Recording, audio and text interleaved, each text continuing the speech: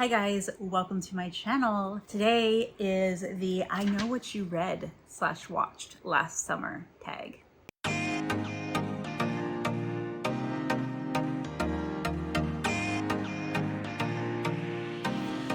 It's a tag video. I haven't done one of these in a while. I love tag videos. They're super fun.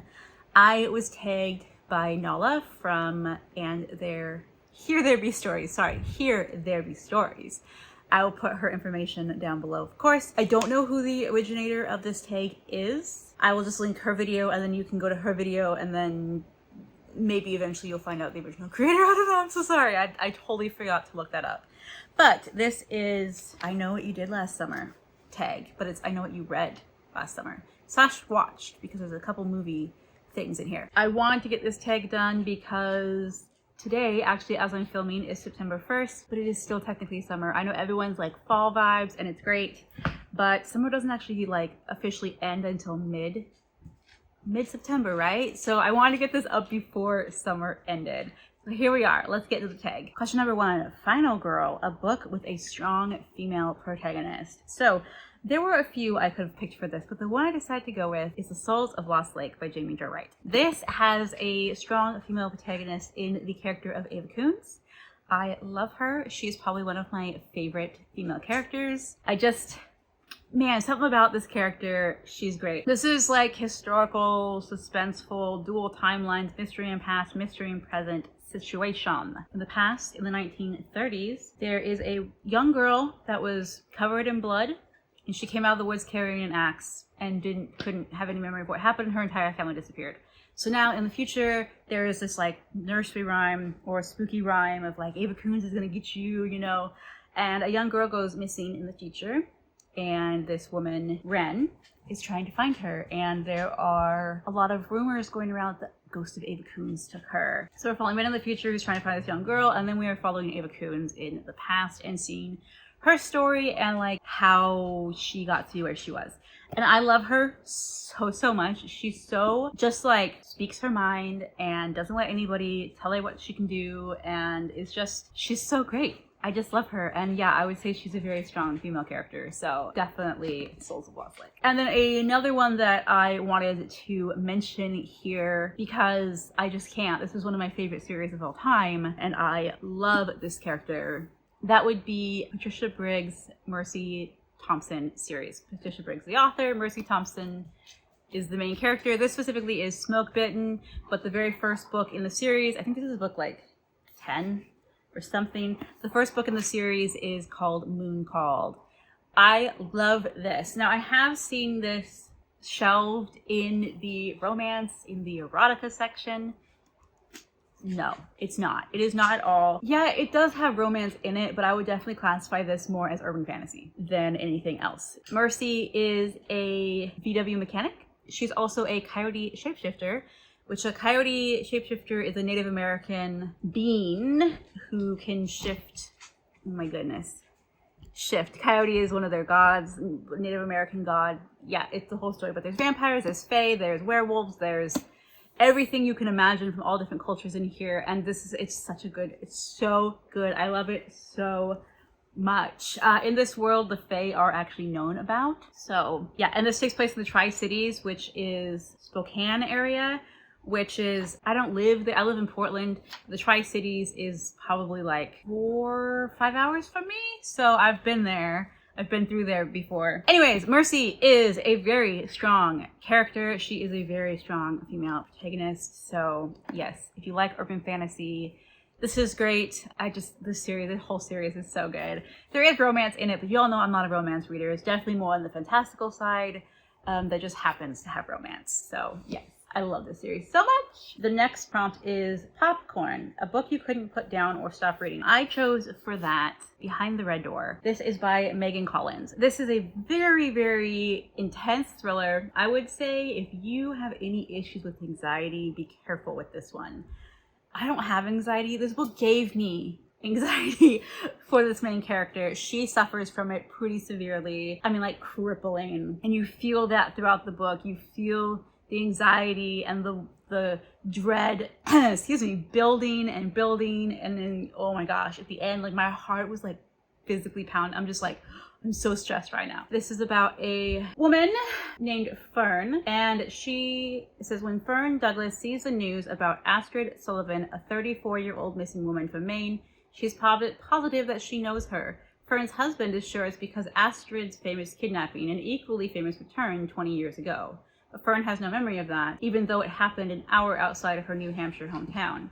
And when Astrid appears in Fern's reoccurring nightmare, one in which a girl reaches out to her pleading, Fern fears that it's not a dream at all, but a memory. So she ends up going back home to like help her dad move, and she's got like this really strange relationship with her parents, and basically she's trying to figure out what is going on, and she kind of inserts herself into the investigation and is trying to find Astrid because she believes that she's known her from before. Really twisty-turny. Definitely did not see some of the twists in here coming.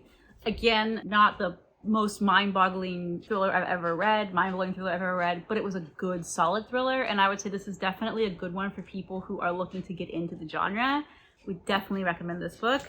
But yeah, couldn't put it down, had my heart racing. I had to know what happened, so I read this one very, very quick. This next question is a bit hard for me. So it is, Ticket, name the book that introduced you to your favorite genre. Now, my favorite genres are thriller and fantasy, but I've been reading books like that since I was a very young kid. And so it's like hard for me to really pinpoint and say like, this was the book that brought me here. Definitely was reading, adventure, fantasy-like stories when I was a kid. Not a whole lot of like thriller horror when I was younger. So I was able to come up with something though that I read when I was a teenager, and I think that really spurred my love of, well, this author in general, but this specific book spurred my love of the more darker, sinister, borderline horror, creature, thriller, supernatural, spiritual warfare stuff, okay? The spooky spook, right, that I like. And that is The Oath by Frank Peretti. I read this book. This is a big book. This was, at the time, the biggest book I've ever read when I read it. It is 560 pages. So yeah, when I read this book, that was the largest book I had ever read at the time.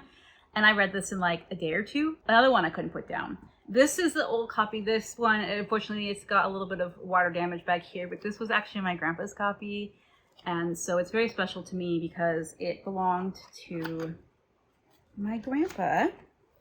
You see his name in there. But I love this book. I think this is one of my favorites of Frank Peretti's books. I love all of his works. He is by far one of my favorite authors. But Frank Peretti himself really introduced me into the world of thrillers, of supernatural warfare, spiritual warfare, like the more darker kind of Christian fiction. And then of course from there I went into like, non-Christian thrillers. And I couldn't tell you what my very first thriller was. I don't know. But anyways, this one, like I said, definitely holds a special place in my heart. This book, for those of you who aren't aware, because I'm sure a lot of you don't know what this book is about, an ancient sin, an ancient oath, a town with a deadly secret. So this takes place in the Pacific Northwest, which I love. Frank Peretti is actually from Washington, I believe. And so all of his books take place in the Pacific Northwest, which is where I live, where, I love it. So that's like my favorite setting of all time. There's an oath. It's a creepy town. There's an outsider that comes in and tries to kind of figure out what's going on. People are acting real strange. People start dying. This guy that comes in is like an animal expert, like a wildlife biologist. They find someone, I think it was his brother or something, that was saying was a bear attack. And he looks at the body and is like, that's not a bear. So he's trying to figure out the mystery of what's going on. This book rocked my world.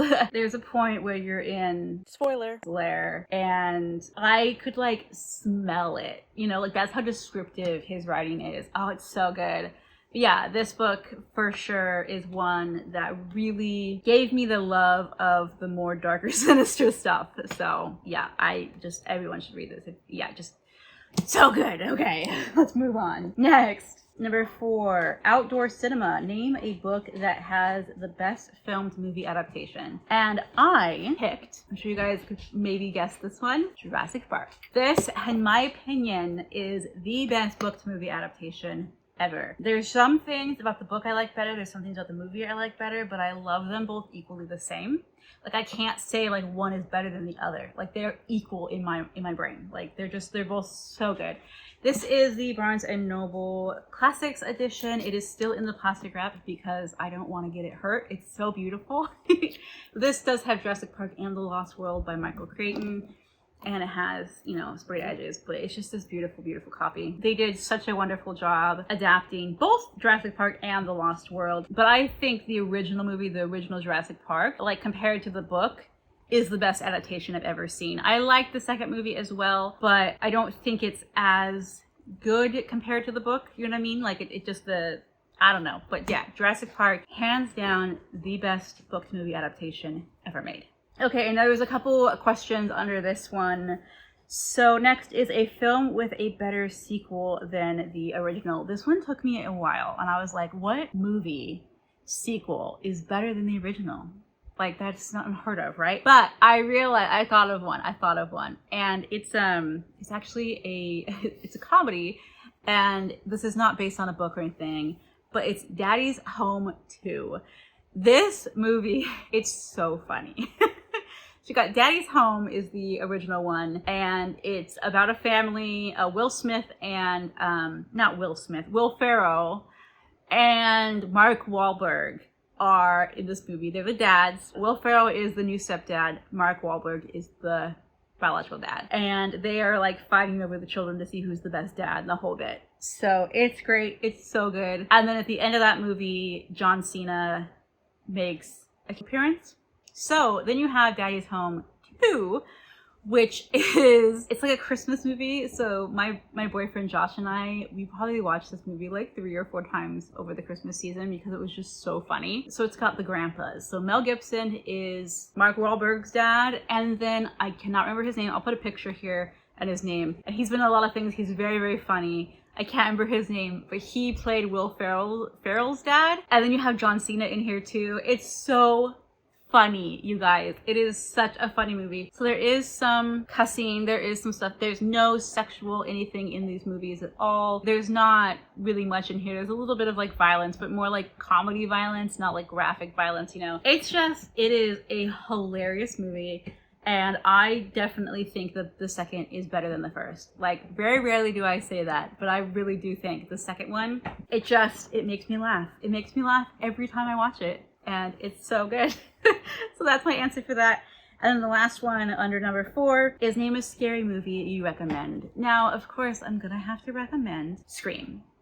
I love Scream. Scream is my favorite horror movie of all time. I'm not someone that watches the bloody, gory, like, I don't watch like Saw and, you know, that type of horror. No, not from me. But Scream, the more psychological, it's so good. It is so good. And it's just such a good movie. And the whole Scream franchise, now I haven't seen the newest one that was just out in theaters recently, so I don't know about that. But the original, like 3 or 4 with the original cast and everything, so good. So Scream is hands down my favorite horror movie. Like, it's so good. It's just so good. Like the psychological twistiness of it, it's great. Let's go on to number 5, the movie. A movie that made you too scared to watch. That you are too scared to watch. This one is a movie that I remember my mom, I think, and my grandma or my grandpa were watching it. And then I started to watch the beginning of it. And I literally had to leave the room because it disturbed me so much. Hey guys, obviously editing me here. I am filming on my computer camera. That's why it looks a little fuzzy. So the movie I was going to say was The Omen, but I was realizing that is not true. I've never seen The Omen, never will see The Omen. The movie I'm talking about is called Megiddo or something like that. It's the Omega Code 2, the sequel to the Omega Code. The Omega Code was a Christian movie that came out in the early to mid 2000s, and it's all about the Antichrist, and the sequel is about the Antichrist as a child growing up and becoming the Antichrist. And, yeah. Nope. Not gonna do it. Didn't like it. Creeped me out. Nope. Yeah, so that's the movie I am talking about here. Everything I'm saying is still true because I'm picturing this movie in my head. I just said The Omen instead, which, again, not true. So let's go back to the video. No, I can't do evil children, okay? Like things like I've watched Children of the Corn. That one is about as far as I can go, but like there's some scenes in there that just really messed me up, and I'm like, I can't watch this, so I will never return. I watched maybe like the first you know, like 25% of the movie or something. Never. I will never, ever pick that movie up. It is so scary to me and just so disturbing. And like, I can't. I won't do it. So no, anything that has any kind of evil child or evil animal, okay? I can't do that. Moving on. 6, Summer Lovin', a book rec for summer. So since this is kind of, you know, I know what you read last summer, kind of like I know what you did last summer, I was like, why don't I pick kind of a summer, like a scary book for summer, right? Because these are like summer slashers. So I chose Empty Smiles by Catherine Arden. This is book 4 in the Small Spaces series. This is a middle grade horror. Now, I gotta say, personally, I'm not scared of clowns, okay? So like that factor, like the fact that it was a clown didn't freak me out. Just the fact of like the story itself, this one was definitely creepy. This one I think is probably the spookiest. The first one and this one, definitely in my opinion, are the spookiest of the books. This one definitely had me like creeped out a little bit while I was reading it. I was like, ooh. So this one here, specifically this place takes place in like late August, end of summer at a carnival, at a fair. So this one, if you are still looking for the last minute summer read, this one would definitely work for that. This one I think is a great summer read if you're looking for, you know, something on the spooky side. Like I said, it's book 4 in the series. The series just follows a group of friends. They're like middle schoolers, and they come encounter with the Smiling Man. And the Smiling Man likes to make deals. And you kind of are following these kids as they're constantly trying to escape the Smiling Man. Pretty good. I like them. I mean, I didn't think they're really scary, but I'm also an adult, and these are for middle grade. But this one definitely has some creep factor to it. But I do think it was a good summer read because it definitely gave you that like carnival fun, summery, like hot summer nights type of situation, and like haunted creepy carnival situation. So yeah, this is a good one for summer. Okay, so moving right along, question number 7, Scythe Assassin, a villain you'd love to interview. This one was very difficult because I was like racking my brain trying to think of villains that I'd want to like interview, and I'm like, I don't know, like I kept thinking of the first one that popped into my head was the Darkling from Shadow and Bone, but I was like, not as much as I would like to interview him, is more of like, that's a villain I love, you hate to love, or you love to hate, or you like, I like him. I know I'm not supposed to because he's the bad guy, but like, I like him. So I was like, I don't really know, would I want to interview him though? Like, So the one I thought of, and I was looking at my shelves and trying to think, okay, what books have I read that have a villain? And this character that I'm going to be talking about is a villain in a way. And what I mean by that is I'm talking about Judas Iscariot. This is Iscariot, a novel of Judas by Tosca Lee. Now, for those of you who are unaware of who Judas Iscariot is, he was one of Jesus Christ. He was one of his disciples.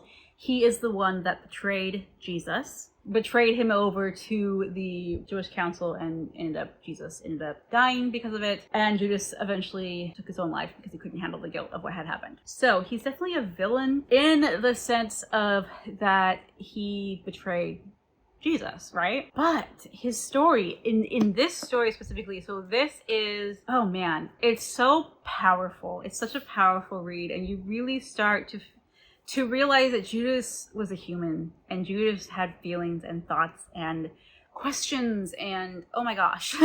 It's basically, she's just telling his story and imagining who he was from the time he met Jesus until the time, like right before he met Jesus, until the time that he eventually ended it all. And it's such a good, compelling story.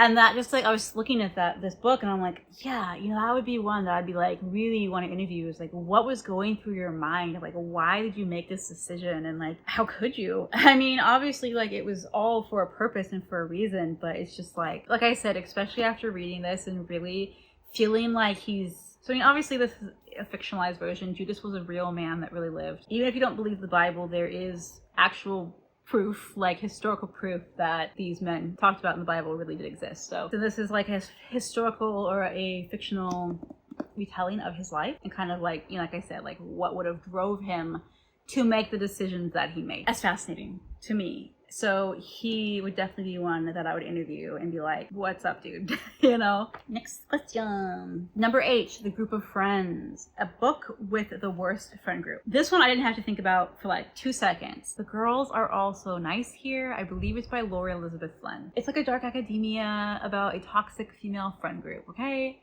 And it's so toxic. I was not a fan of this book. I really dislike this book. I don't know if I would quite say hate, but it was like a 2.5.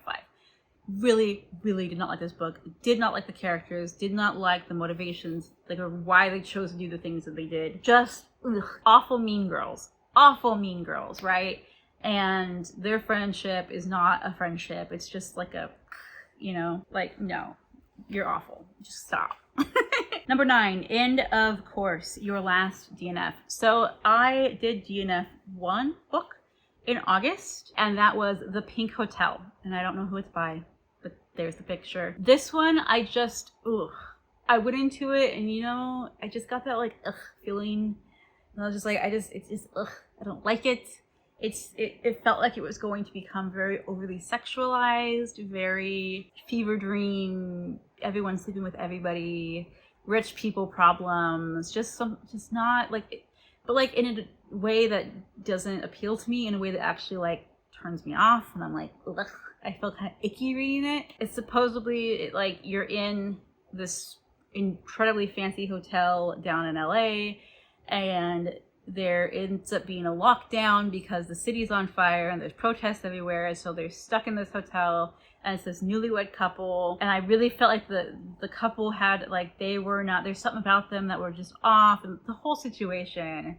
Like, sometimes I like books like that, but this one, it just felt icky to me, and so I was like, no, I'm not going to keep reading you, because I don't want to feel icky while I'm reading this book, right? So that was the last DNF that I had. Okay, and then let's see after that. Number 10, Summer Party, a book with the worst party in it. This one could also go for the worst friend group, but I'm going to go with My Summer Darlings by May Cobb. There's a party in here that just ends poorly. People catfight women. All of these suburban moms have the hots for the new guy in town, and he's not a good dude. And their friendship is also very toxic, and just alcohol ensues and fights happen, and this party just falls apart. Like, yeah, the worst party ever happens in this book. Just no go, man. So not good. 11, We Have a Secret. A character that talks too much. This one was so easy, you guys. If you know, you know. Okay, Bunny from The Secret History. Again, if you know, you know. Oh my gosh. I'm like, just shut up already. But there's more than just me not liking him that gets him in trouble for his talking. He talks a little bit too much, and it gets him into something.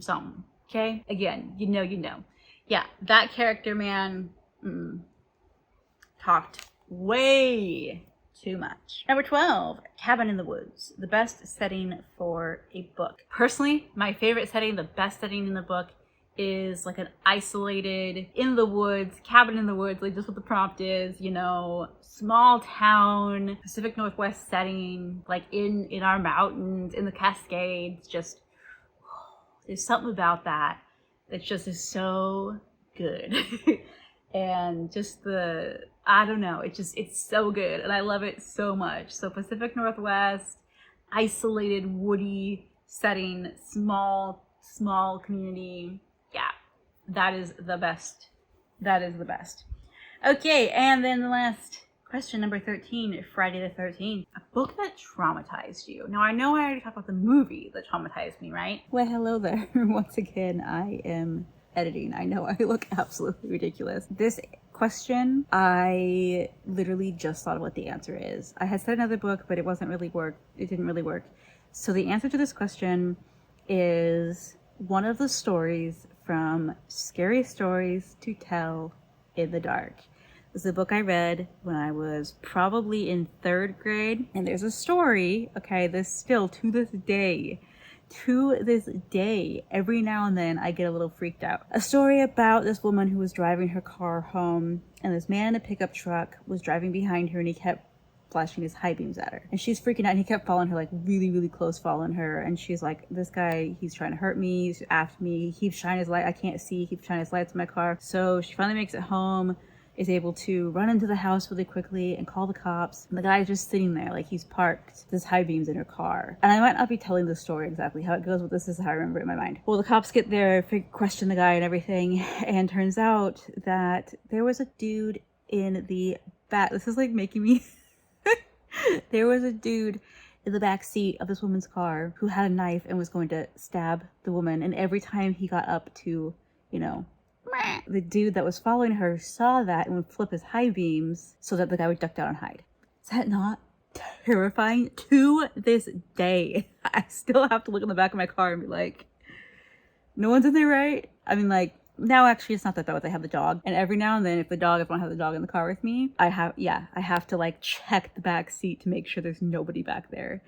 And I read this when I was like 9 years old, 8 or 9 years old. I am 34 now, and I still, to this day, it still gets me, it still traumatizes me. So yeah, that this, I can't remember in which edition it was, but it was the Scary Stories Tell in the Dark book. Traumatized me. That's that. That's the I Know What You read / watched last summer tag. Thank you guys so much for hanging out with me.